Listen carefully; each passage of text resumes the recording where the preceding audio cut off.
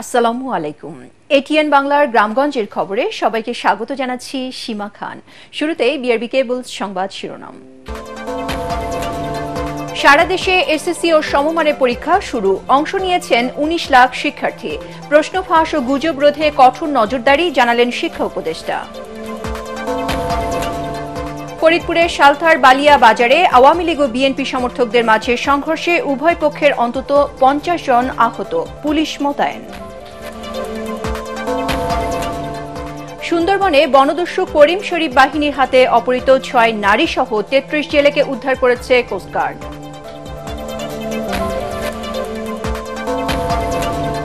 এবং আগামী বছরের মধ্যে চট্টগ্রামে শেষ হবে ৫টি অর্থনৈতিক অঞ্চলের কাজ। ২.৫ লাখ মানুষের কর্মসংস্থান নিশ্চিত করতে চায় সরকার।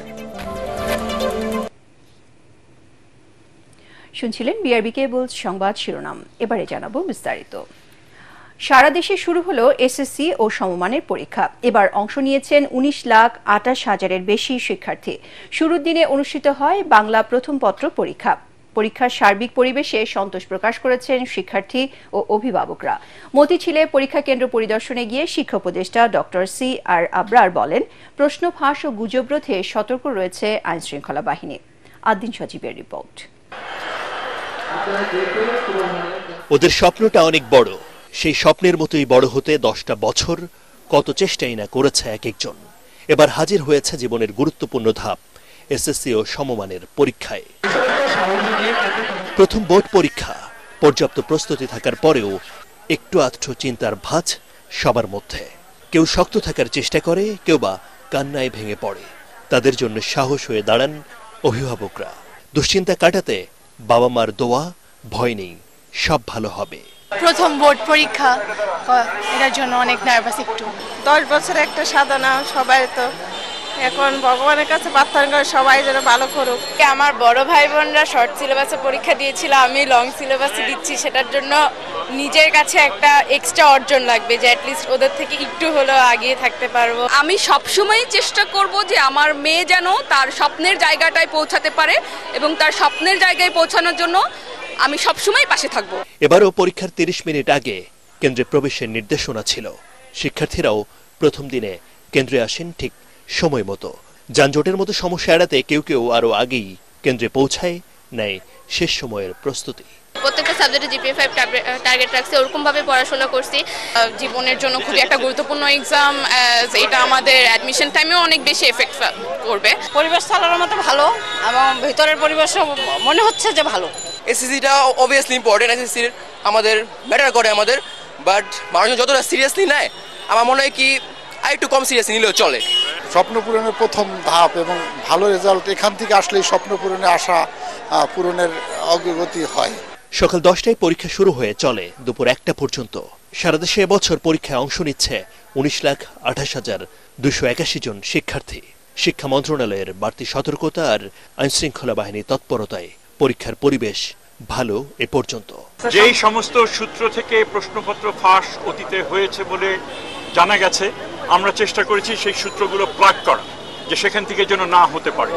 তো আশা করি আমরা সাকসেসফুল হব। আগামী 15 থেকে 22 মে অনুষ্ঠিত হবে ব্যবহারিক পরীক্ষা। শিক্ষা জীবনের জন্য সবচেয়ে গুরুত্বপূর্ণ পরীক্ষাগুলোর মধ্যে অন্যতম হলো এসএসসি পরীক্ষা। এটা নিয়ে এই শিক্ষার্থীদের মধ্যে কোনো রকমের সন্দেহ নেই। স্বপ্ন পূরণে সবচেয়ে বেশি ইনভেস্ট করতে চায় এই পরীক্ষায়। শুরুটা ভালো করতে চায়।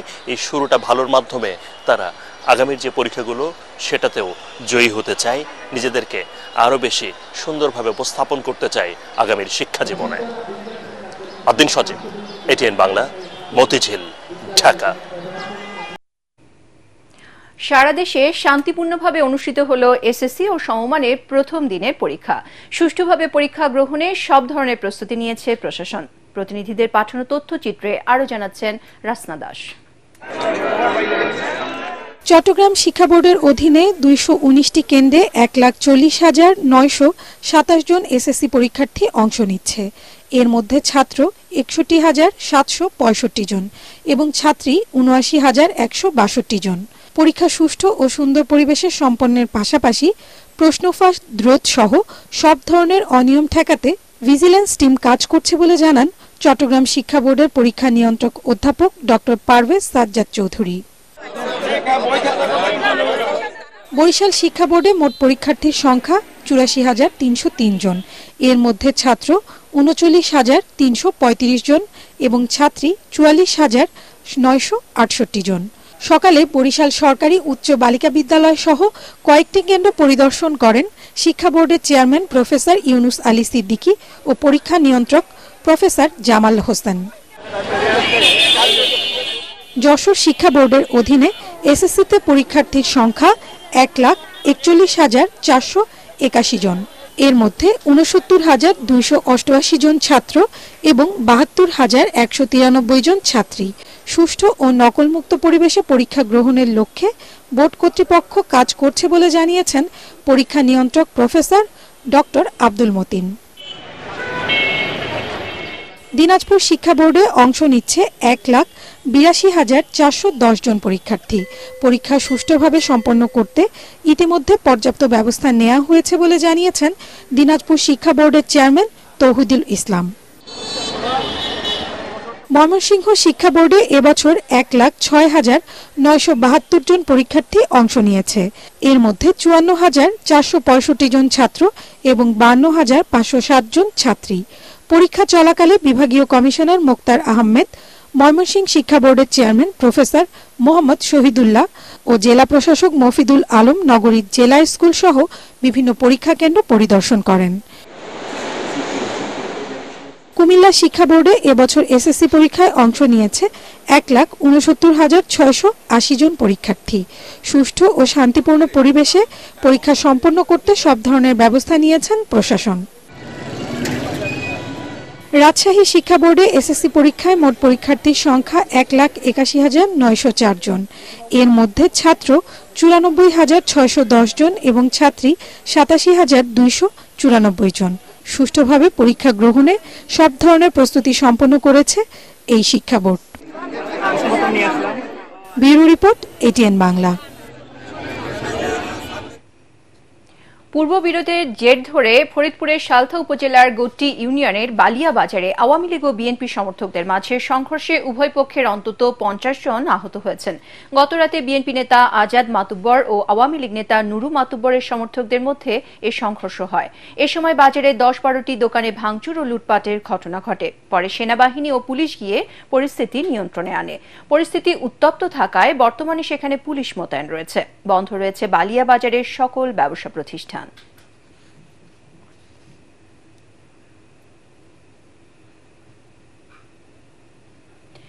যারাই অন্যায় করছে তাদেরকে আইনের আওতায় নিয়ে আসা হচ্ছে বলে জানিয়েছেন স্বরাষ্ট্র উপদেষ্টা অবসরপ্রাপ্ত লেফটেন্যান্ট জেনারেল জাহাঙ্গীর আলম চৌধুরী। সকালে সিলেটের এয়ারপোর্ট থানা পরিদর্শনকালে তিনি একথা জানান। এ সময় তিনি বলেন, দেশের আইন শৃঙ্খলা পরিস্থিতি আগের চেয়ে ভালো হয়েছে।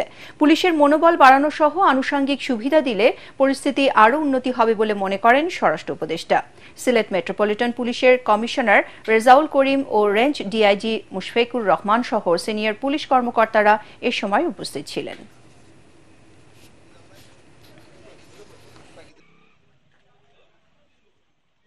অনেক সময় তাদের অ্যাকশন নিতে দেরি হয়, যেহেতু ধরেন এখানে আমাদের অনেক সংকট রয়ে গেছে, এদের গাড়ি ঘোড়ারও কিন্তু অনেক সংকট। অনেক গাড়ি ঘোড়া ওই সময় নষ্ট হয়ে গেছে, পুড়া গেছে, থানা পুড়া গেছে, ওগুলো তো সব আমরা করে দিতে পারিনি। আমরা তো একটা নতুন গাড়ি এখন পর্যন্ত কিনে পারি না। যেহেতু আমার মনে হয় চেঞ্জ অনেক হয়েছে, তারপরও আল্লাহ দিলে আরো হবে। দেখেন এই রোজার সময় আইন শৃঙ্খলা পরিস্থিতি যে যাই বলুক না, আগের থেকে অনেক উন্নতি হয়েছে। আইন যেন কেউ নিজের হাতে তুলে না নেয়। সুন্দরবনে বনদস্যু করিম শরীফ বাহিনীর হাতে মুক্তিপণের দাবিতে অপহৃত ৬ নারী সহ ৩৩ জেলেকে উদ্ধার করেছে কোস্টগার্ড। সুন্দরবনের করকরি নদীর মাল্লাখালী এলাকায় টানা ৮ ঘণ্টা অভিযান চালিয়ে তাদেরকে উদ্ধার করা হয়। এ সময় বনদস্যুরা ফাঁকা গুলি ছুড়ে দ্রুত বনের ভেতরে পালিয়ে যায়। এরপর সেখান থেকে জেলেদের ১৬টি নৌকাও উদ্ধার করা হয়। কোস্টগার্ডের মিডিয়া কর্মকর্তা লেফটেন্যান্ট কমান্ডার সিয়ামুল হক এসব তথ্য নিশ্চিত করেন। বুধবার সকালে মাছ ও কাঁকড়া ধরার উদ্দেশ্যে জেলেরা সুন্দরবনে গেলে বনদস্যু করিম শরীফ বাহিনীর সদস্যরা জনপ্রতি ১০,০০০ টাকা মুক্তিপণের দাবিতে তাদেরকে অপহরণ করে নিয়ে যায়।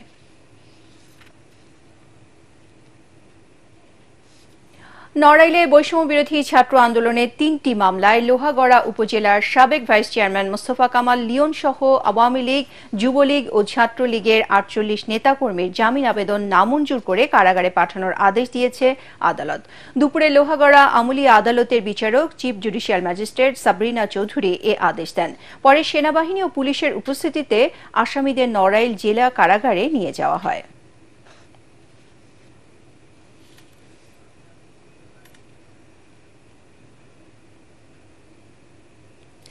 নাটোরের লালপুরে থানায় ঢুকে ছিনিয়ে নেয়া জেলা ছাত্রদলের যুগ্ম সাধারণ সম্পাদক রুবেল উদ্দিনকে অবশেষে গ্রেপ্তার করেছে পুলিশ।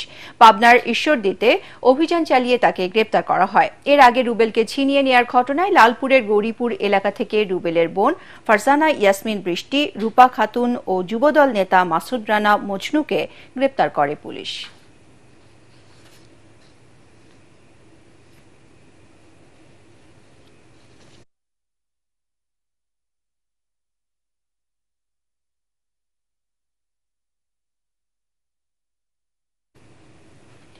আগামী বছরের মধ্যে 5টি অর্থনৈতিক অঞ্চলের কাজ শেষ করে 2.5 লাখ মানুষের কর্মসংস্থান নিশ্চিত করতে চায় সরকার। সেই লক্ষ্যে আগামী 2 বছরে চট্টগ্রামের মিরসরাইয়ে বিশেষ অর্থনৈতিক অঞ্চলের 1,500 একর জমি শিল্প স্থাপনের উপযোগী করা হবে। চট্টগ্রাম থেকে আরও জানাচ্ছেন সৈয়দ তামিম মাহমুদ।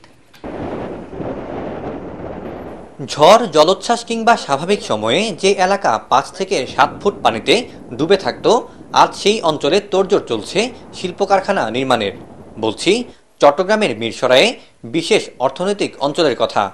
মিরসরাই, সীতাকুণ্ড ও ফেনীর সোনাগাজী উপজেলার প্রায় 34,000 একর জমির উপর নির্মাণ করা হচ্ছে দেশের বৃহত্তম এই বিশেষ অর্থনৈতিক অঞ্চল।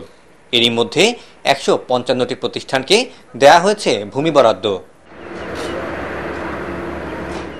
নান্দনিক এই শিল্পাঞ্চলে ইতোমধ্যে উৎপাদনে গেছে 14টি দেশি বিদেশি প্রতিষ্ঠান, নির্মাণাধীন আছে আরও 28টি।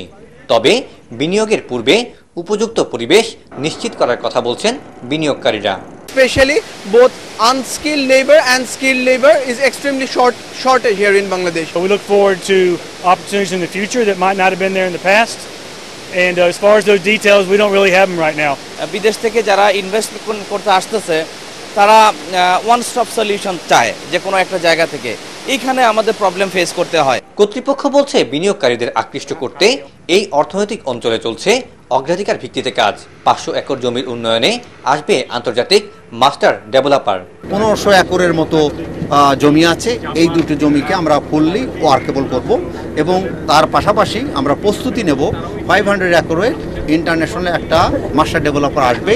যেরকম আপনারা দেখে আসলেন কোরিয়ান ইপিজেড, এরকম কোনো একটা কোম্পানি আসবে যারা এটা ডেভেলপ করবে। ইজ অফ ডুইং বিজনেস যেটাকে আমরা বলি, সেটা একসময় যেভাবে জটিলতর ছিল সেটাকে আরও আস্তে আস্তে সহজ করার জন্য অনেকগুলো উদ্যোগ নেওয়া হয়েছে। আমাদের যে প্রশাসনিক যে সংস্কারের যে অনেকগুলো প্রস্তাব এসেছে, সেই প্রস্তাবগুলো যদি কিছু বাস্তবায়ন করা যায় তাহলে ব্যবসার সুযোগ সুবিধা আরও বৃদ্ধি পাবে। অন্যদিকে বিশেষ এই অর্থনৈতিক অঞ্চলের অন্যতম সমস্যা পানি, যা সমাধানে কাজ চলছে বলে জানিয়েছে কর্তৃপক্ষ। আন্ডারগ্রাউন্ড থেকে কিছু এই মুহূর্তে তুলছি, বাট খুবই মিনিমাম সেটা আমরা করব এবং মহুরী প্রজেক্ট থেকে আমরা 100 MLD পানি আনছি। তার ফার্স্ট ফেজের কাজ চলছে অলরেডি, আমাদের সেটা প্রজেক্টটা চালু আছে। আমরা আগামী বছর সেটা ফার্স্ট ফেজ শেষ হবে এবং ইতিমধ্যে আমাদের সেকেন্ড ফেজটাও চলমান হবে। সব ঠিকভাবে চললে দ্রুত নানামুখী পণ্য উৎপাদনে মুখর হয়ে উঠবে বিস্তৃত এই অর্থনৈতিক অঞ্চল। আসবে বিলিয়ন বিলিয়ন ডলারের বিনিয়োগ।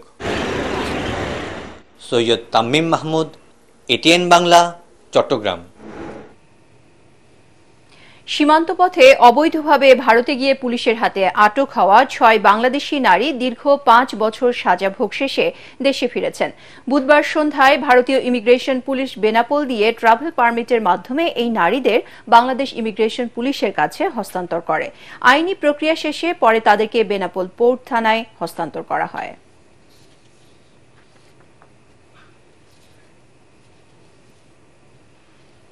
খানাখন্দে ভরা খাগড়াছড়ি পানছড়ি সড়ক সংস্কারের কোনো লক্ষণ নেই। বছরের পর বছর ধরে এই সড়ক উন্নয়নের নামে চলছে টালবাহানা। ফলে ভোগান্তি নিয়েই চলাচল করছেন স্থানীয় বাসিন্দারা। অভিযোগ রয়েছে প্রায় 3 কোটি টাকা নিয়ে পালিয়েছে ঠিকাদারি প্রতিষ্ঠান। খাগড়াছড়ি প্রতিনিধি আবু দাউদের রিপোর্ট, জানাচ্ছেন জাহিদুল আলম।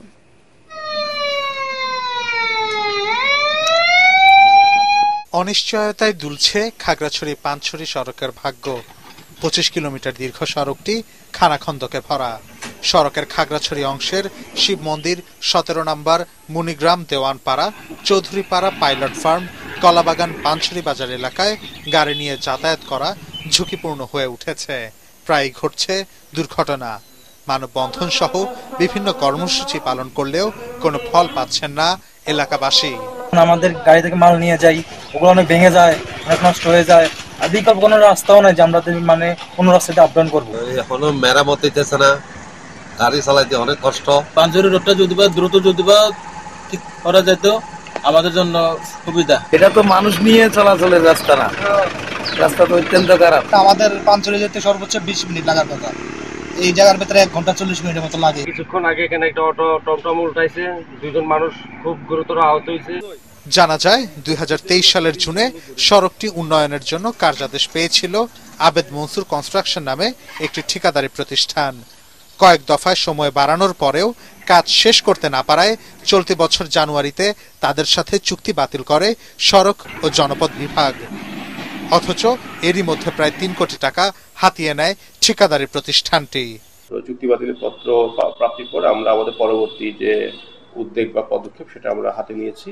আর চুক্তি বাতিল পরবর্তী যে বিষয়গুলো আছে সেগুলো তত্ত্বাবধায়ক প্রকৌশলী মহোদয়ের অফিস থেকে জিনিসটা করা হবে, ইনিশিয়েটিভ নেওয়া হবে এবং আমাদের দিক থেকে যতটুকু সাপোর্ট দেওয়ার সেটা আমরা দিয়ে যাচ্ছি এবং দিয়ে যাব। সীমান্তবর্তী পাহাড়ি উপজেলা পানছড়ি ও আশেপাশের এলাকার 60,000 মানুষের দুর্ভোগ লাঘবে দ্রুত সড়কটির উন্নয়নের দাবি এলাকাবাসীর। Bureau report, ATN Bangla. Bangladesh সেনাবাহিনীর সহযোগিতায় বাগেরহাটের মোরেলগঞ্জের লক্ষ্মীখালীতে শুরু হয়েছে গোপাল চাঁদ ঠাকুর প্রতিষ্ঠিত 103তম বারুণী স্নান ও মতুয়া মেলা। গোপাল চাঁদ ঠাকুরের আশ্রমে বুধবার রাত 12:17 শুরু হয়ে বৃহস্পতিবার রাত 1:39 পর্যন্ত চলবে পুণ্য স্নানের অনুষ্ঠান। হরিচাঁদ ঠাকুরের 214তম আবির্ভাব উপলক্ষে আয়োজিত এই বিশেষ স্নানে দেশের বিভিন্ন স্থান থেকে প্রায় 4 শতাধিক দল এবং পার্শ্ববর্তী দেশ থেকে লাখো মতুয়া ভক্ত অংশগ্রহণ করেছেন। স্নান উৎসব উপলক্ষে বসেছে 3 দিনের মেলা। 1328 সাল থেকে ধারাবাহিকভাবে অনুষ্ঠিত হচ্ছে এই স্নান উৎসব।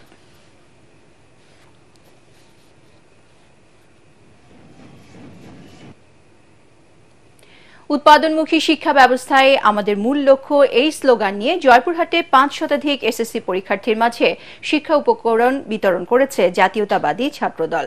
সকালে শহরের রামদেও সরকারি বাজলা ও সরকারি বালিকা উচ্চ বিদ্যালয় কেন্দ্রের পরীক্ষার্থীদের মাঝে এসব উপকরণ বিতরণ করেন শহর ছাত্রদলের আহ্বায়ক গোলাম মাহফুজ শুভ।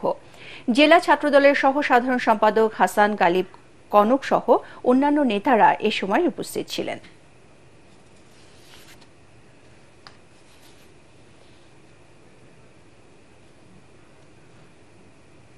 ঝালকাঠিতে জুলাই আগস্ট অভ্যুত্থানে আহত ছাত্র জনতার মধ্যে স্বাস্থ্য কার্ড বিতরণ করা হয়েছে।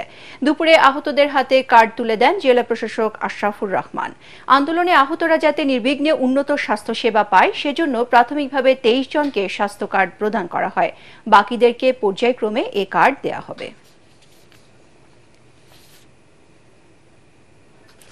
সাভারে ডাকাতির প্রস্তুতিকালে একটি পিকআপ ভ্যান সহ আন্তঃজেলা ডাকাত দলের 5 সদস্যকে গ্রেপ্তার করেছে ঢাকা জেলা উত্তর গোয়েন্দা পুলিশ ডিবি। ভোরে উপজেলার তেঁতুলছোড়া ইউনিয়নের ভরারি ভাটেক্স গার্মেন্টস সংলগ্ন এলাকা থেকে তাদের গ্রেপ্তার করা হয়। গ্রেপ্তারকৃত ডাকাতরা বিভিন্ন স্থানে রাস্তার পাশে দোকান বা বাসাবাড়ির তালা ভেঙে জিনিসপত্র লুটপাট করত বলে জানিয়েছে পুলিশ।